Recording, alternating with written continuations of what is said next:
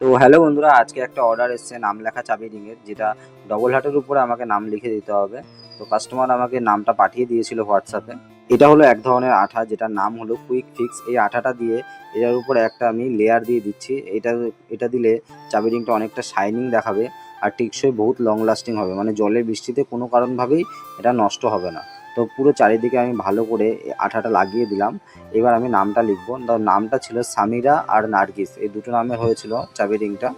তো প্রথমে আমি নামগুলো ঠিকঠাকভাবে, মানে পুরো লাইনিংটা একদম সুন্দর করে লাইনিং সাজিয়ে তারপর আমি নামটা বসিয়ে দিলাম। যেহেতু ছেলেদের নামটাই বেশিরভাগ ক্ষেত্রে উপরে হয়, তাই আমি ছেলেদের নামটাও উপরে দিলাম আর মেয়েদের নামটা নিচে দিলাম। তো বন্ধুরা, তোমরা শুধু ডবল হার্টেই না, সিঙ্গেল হার্ট পাবে, প্রজাপতি পাবে, গিটার পাবে, পাতা পাবে। অক্ষরগুলোকে চাবি রিংয়ের সাথে আটকানোর জন্য আমি উপর দিয়ে একটা আঠা দিয়ে দিচ্ছি।